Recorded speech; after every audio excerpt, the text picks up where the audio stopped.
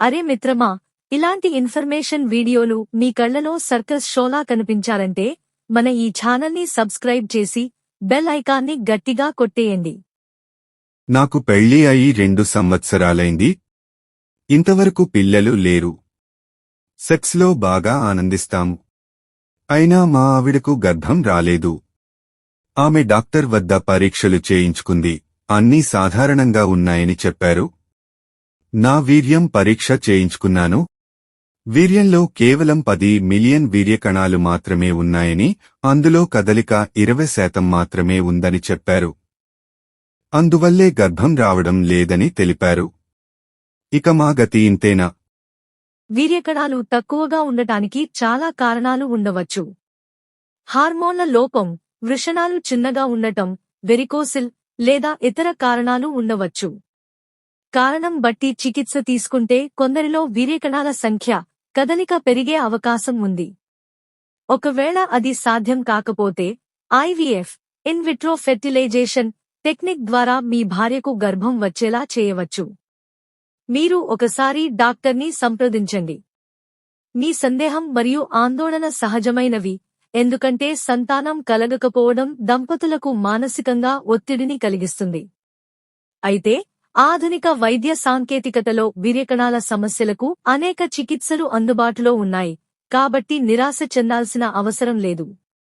మీ వీర్యంలో వీర్యకణాల సంఖ్య 10 million milli, సాధారణ స్థాయి 15 మిలియన్ మిలీ లేదా అంతకంటే ఎక్కువ కంటే తక్కువగా ఉంది, మరియు కదలిక, మోటిలిటీ 20% కూడా తక్కువే. ఈ పరిస్థితిని ఒలిగోస్పెర్మియా, తక్కువ వీర్యకణాలు మరియు తక్కువ మోటిలిటీగా వర్గీకరిస్తారు.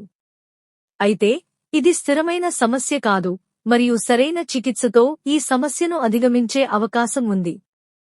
మీ విషయంలో మొదట వీర్యకణాల సంఖ్య, కదలిక తగ్గడానికి గల కారణాలను గుర్తించడం ముఖ్యం. ఒక యూరాలజిస్ట్ లేదా ఫెర్టిలిటీ స్పెషలిస్ట్ మీ హార్మోన్ స్థాయిలను, టెస్టోస్టిరోన్, ఎఫ్ఎస్హెచ్, ఎల్హెచ్, వృషణాల పరిమాణం, వెరికోసిల్, వృషణాలలో వీన్ వాపు లేదా ఇతర సమస్యలను పరీక్షిస్తారు. జీవనశైలి కారణాలు కూడా ఈ సమస్యకు దోహదం చేయవచ్చు. ఉదాహరణకు అధిక ఒత్తిడి, ధూమపానం, మద్యపానం, ఊబకాయం లేదా అధిక వేడి, హాట్ బాత్ లేదా టైట్ దుస్తులు వంటివి. ఈ కారణాలను సరిచేయడం ద్వారా కొన్నిసార్లు వీర్యకణాల నాణ్యత మెరుగుపడుతుంది.